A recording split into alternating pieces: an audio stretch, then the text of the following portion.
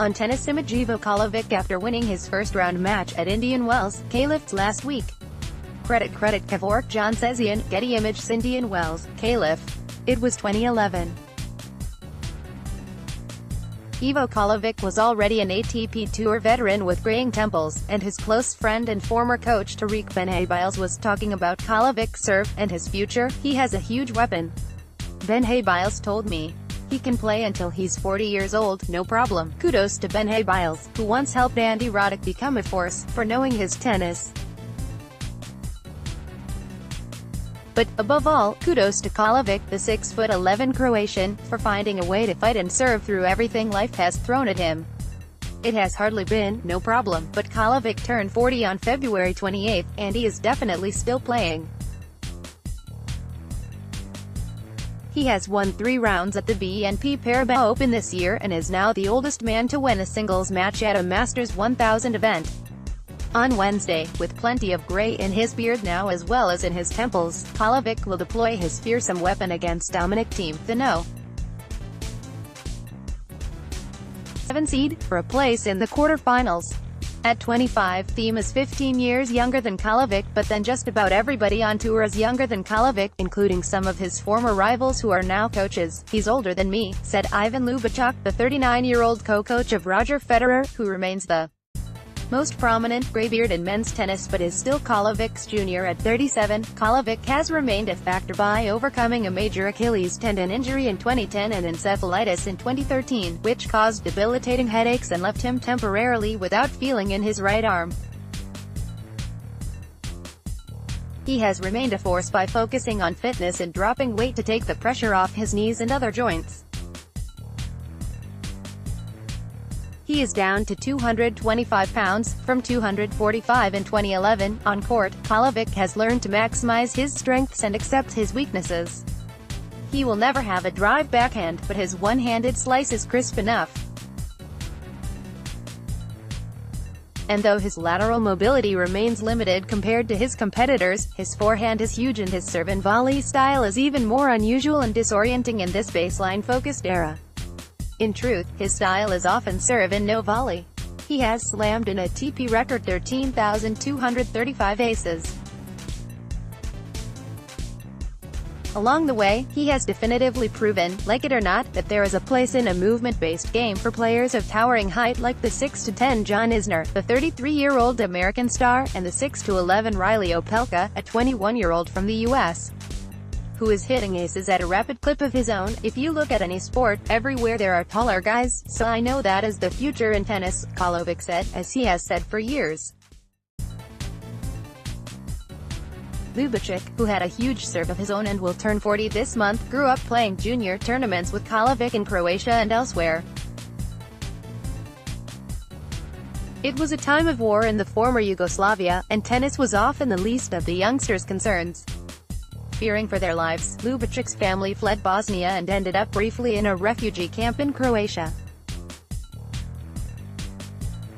Lubitschek eventually ended up honing his game in an Italian tennis club and reaching No. 3 in the world in 2006 before retiring in 2012. Karlovic stayed in Zagreb, the Croatian capital.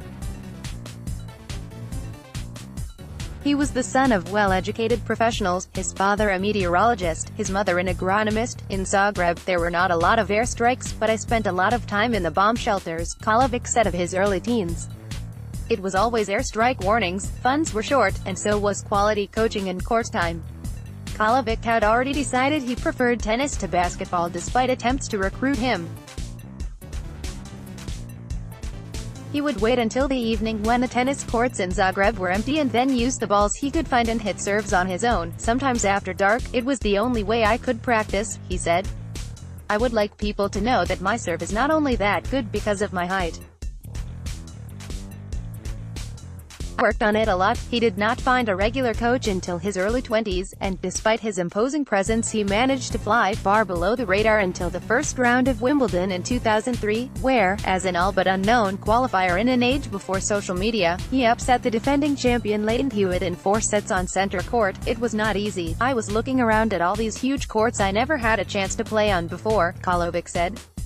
I lost the first set 6-1, but after that I just kind of calmed down and started playing my game, and then after the match, it was not easy because everybody wanted to know, who am I? What made it harder was the pronounced stammer that Karlovic has had since boyhood, which made public speaking excruciating. I was just thinking to myself, this is what you have to do if you want to become a good player, he said of post-match news conferences. You're going to have to do it. Nearly 16 years later, the stammer is much less pronounced, and Karlovic has become not only an excellent player but an enduring one. He peaked in the rankings at No. 14 in 2008 but was still in the top 20 last year before injuries contributed to him dropping to number 138 in September. Instead of calling it a career, Karlovic chose to head back to tennis's minor leagues with the goal of making the main draw of the Australian Open. If he didn't achieve that goal, he would retire. He played in a series of ATP Challenger events in the final months of 2018, winning one in Calgary, Australia beckoned. But Karlovic, now based in Plantation, Florida, said one of the biggest challenges has been leaving his family behind. He and his wife, Alsi, have 2 children, a 7-year-old daughter, Jada, and an 18-month-old son, Noah. I had to leave on Christmas Day to get to a tournament in India, he said. So everybody was home. We had friends over, family, and then after lunch I was on the way to the airport. It was really difficult. My kids were crying and stuff, so it wasn't easy, but on the other hand, I am doing this also because of them, you know. So they don't have it as hard as I had it. So maybe that evens out the pain for me. He wanted Jada to have a memory of him as a professional tennis player, but now I also have a little one who is 1.5 years old, said Karlovic, now ranked No.